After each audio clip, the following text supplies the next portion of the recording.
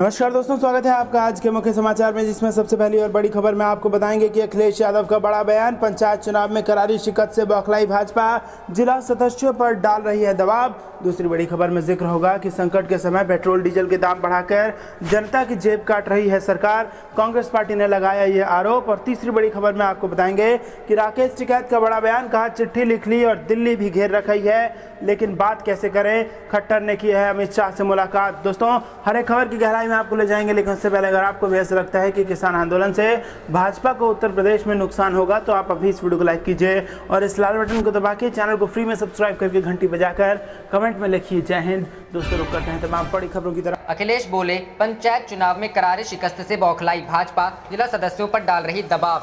जी हां दोस्तों, सपा के राष्ट्रीय अध्यक्ष व पूर्व मुख्यमंत्री अखिलेश यादव ने कहा है कि पंचायत चुनाव में करारी शिकस्त खाने के बाद भाजपा बौखलाई हुई है, वह सत्ता का दुरुपयोग कर रही है और संख्या बल न होने के बावजूद अपने अध्यक्ष बनाने के लिए सरकारी तंत्र के जरिए सदस्यों को धमका रही है। उन्होंने कहा कि औरैया, मैनपुरी, फिरोजाबाद, एटा, हापुड़, सिद्धार्थनगर, रामपुर, गोरखपुर, फर्रुखाबाद सहित विभिन्न जिलों में भाजपा ने सपा सदस्यों और उनके परिजनों को परेशान करना शुरू कर दिया है। पार्टी प्रतिनिधिमंडल ने पुलिस महानिदेशक को इसकी जानकारी दी है। खजनी के भाजपा विधायक पर गोरखपुर में क्षेत्र पंचायत सदस्य के पुत्र का अपहरण किए जाने का आरोप लगा है। यहां भाजपा विधायक की बहू ब्लॉक प्रमुख का चुनाव लड़ रही हैं। इसी तरह रामपुर सहित अन्य जिलों में महिला जिला पंचायत सदस्यों के पति के खिलाफ कार्रवाई की गई है। उन्होंने चेतावनी दी कि भाजपा के इस उत्पीड़न का हिसाब लिया जाएगा। आगामी चुनाव में जनता मुंहतोड़ जवाब देगी, मनमानी करने वाले अफसरों को बख्शा नहीं जाएगा। सपा अध्यक्ष ने उन्नाव में पुलिसकर्मियों के निलंबन को गलत बताया है। उन्होंने ट्वीट कर कहा कि भाजपा सरकार रक्षात्मक उपकरण उपलब्ध न करा पाने की अपनी गलती माने और दोनों पुलिसकर्मियों को बहाल करे। रुख करते हैं अगली खबर की तरफ। संकट के समय पेट्रोल डीजल के दाम बढ़ाकर जनता की जेब काट रही है सरकार, कांग्रेस। जी हां दोस्तों, कांग्रेस ने पेट्रोल एवं डीजल की कीमतों में बढ़ोतरी को लेकर शुक्रवार को आरोप लगाया कि केंद्र सरकार संकट के समय लोगों को राहत देने की बजाय पेट्रोलियम उत्पादों के दाम बढ़ाकर जनता की जेब काट रही है। पार्टी के पूर्व अध्यक्ष राहुल गांधी ने केंद्र सरकार पर कटाक्ष करते हुए कहा कि इस सरकार के कार्यकाल में विकास का यह हाल है कि जिस दिन पेट्रोलियम उत्पादों के दाम नहीं बढ़ते हैं तो ज्यादा बड़ी खबर बन जाती है। उन्होंने ट्वीट किया, मोदी सरकार के विकास का यह हाल है कि अगर किसी दिन पेट्रोल डीजल के दाम ना बढ़े तो ज्यादा बड़ी खबर बन जाती है। कांग्रेस महासचिव प्रियंका गांधी वाड्रा ने ट्वीट कर आरोप लगाया, कोरोना संकट के बीच जनता को आशा थी कि सरकार उन्हें राहत देगी, लेकिन सरकार उनके लिए आहत योजना लेकर आई है।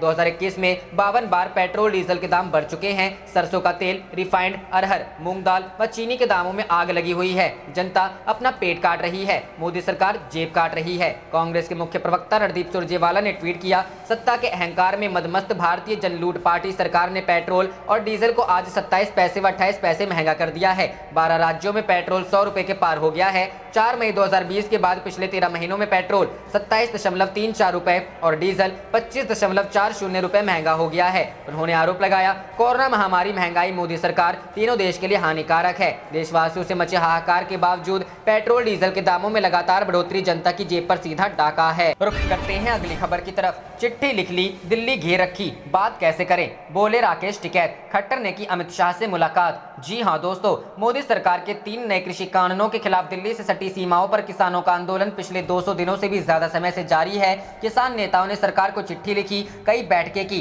ट्रैक्टर रैली भी निकाली, लेकिन कोई समाधान नहीं निकला। अब भारतीय किसान यूनियन के राष्ट्रीय प्रवक्ता राकेश टिकैत ने 26 जून को देश भर में राजभवनों का घेराव करने की घोषणा की है। राकेश टिकैत ने ट्वीट कर लिखा कि 26 जून को लोकतंत्र बचाओ किसान बचाओ दिवस मनाया जाएगा। आपातकाल की वर्षगांठ पर वर्तमान में अघोषित आपातकाल का विरोध किया जाएगा। टिकैत ने कहा, कृषि कानूनों के विरोध में देश भर के सभी राजभवन का घेराव कर किसान ज्ञापन देंगे। मीडिया से बात करते हुए टिकैत ने कहा कि आंदोलन के 7 महीने हो गए हैं, इसे लेकर राज्यपाल को ज्ञापन सौंपा जाएगा। इससे पहले टिकैत ने 2 ट्वीट किया था, जिसमें उन्होंने अपने साथियों को संदेश देते हुए कहा था कि अगर जल, जंगल और जमीन को बचाना है तो लुटेरों के खिलाफ लड़ाई लड़नी होगी। एक अन्य पोस्ट में उन्होंने कहा था कि सरकार को तीनों कानूनों को रद्द कर MSP पर कानून बनाना चाहिए। किसान आंदोलन से मजबूत हुए राकेश टिकैत ने कहा कि उत्तर प्रदेश के चुनाव में भाजपा को वोट न दें। उन्होंने कहा कि भाजपा सरकार धोखा दे रही है, गन्ने की पेमेंट बिल्कुल भी नहीं बढ़ाई है, किसानों के हित की बात नहीं कर रही है, इसलिए हमने उनका बायकॉट किया है।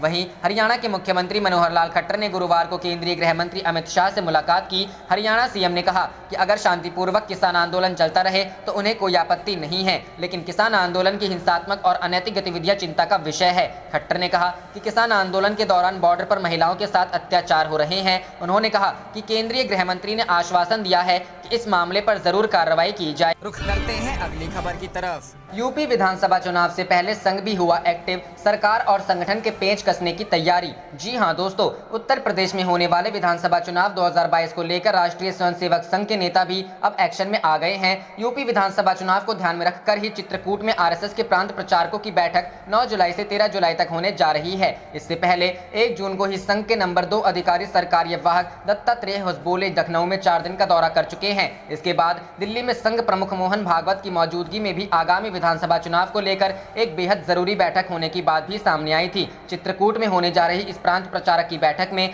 संघ प्रमुख मोहन भागवत भी हिस्सा लेने वाले हैं। जानकारी के मुताबिक इस बैठक में यूपी विधानसभा चुनावों से पहले संघ के कार्यकर्ताओं में जान फूंकने के लिए सक्रियता बढ़ाने की रणनीति बनाई जाएगी। इसमें संघ प्रमुख मोहन भागवत, सरकारी दत्तात्रेय होसबोले, डॉक्टर कृष्ण गोपाल, अरुण कुमार, डॉक्टर मनमोहन वैद, भैया जी जोशी समेत संघ के ज्यादातर सभी बड़े पदाधिकारी मौजूद रहेंगे। साथ ही देश भर के सीनियर प्रचारक वर्चुअली बैठक के माध्यम से इस बैठक में हिस्सा लेंगे। वहीं इस बैठक में उत्तर प्रदेश में कोरोना महामारी के चलते लोगों में व्याप्त गुस्से को कम करने के लिए भी रणनीति बनाने पर चर्चा की जाएगी। दरअसल यूपी पंचायत इलेक्शन में बीजेपी के खराब प्रदर्शन के बाद न सिर्फ पार्टी बल्कि संघ भी प्रदेश में एक्टिव हो गया है। ऐसा माना जा रहा है कि कोरोना महामारी की दूसरी लहर के दौरान बुरे इंतजामों और इससे हुई लोगों की मौतों के चलते जनता में काफी गुस्सा है। सपा और कांग्रेस महामारी के दौरान कुप्रबंधन के मसले पर योगी सरकार के खिलाफ मोर्चा खोले हुए थे। पंचायत चुनाव में ड्यूटी पर रहे टीचरों की मौत, गंगा में बहती हुए शवों, नदी किनारे दफनाई गई लाशें और ऑक्सीजन की कमी जैसे मुद्दों पर बीजेपी घिरी हुई नजर आ रही है। जानकारी के मुताबिक राष्ट्रीय स्वयंसेवक संघ और बीजेपी की शीर्ष लीडरशिप इससे संभावित नुकसान को लेकर अलर्ट हो गया है और इससे निपटने की रणनीति पर लगातार चर्चा जारी है। आपको बता दें कि सरकारी दत्तात्रेय होसबोले ने 1 जून को लखनऊ का 4 दिवसीय दौरा किया था, जिसके बाद यूपी बीजेपी में हलचल बढ़ गई है। इसके बाद मुख्यमंत्री योगी आदित्यनाथ ने भी प्रधानमंत्री नरेंद्र मोदी और गृह मंत्री अमित शाह से मुलाकात की थी। बैठक के दौरान हालांकि योगी मंत्रिमंडल में होने वाले संभावित विस्तार पर भी चर्चा हुई थी। वहीं इस बैठक के बाद ऐसी बातें भी सामने आई थी कि पार्टी का संगठन राज्य सरकार के रवैये से नाराज चल रहा। रुख करते हैं अगली खबर की तरफ। भाजपा राज में यूपी विकास के हर मानदंड में पिछड़ता चला गया, अखिलेश यादव ने कहा।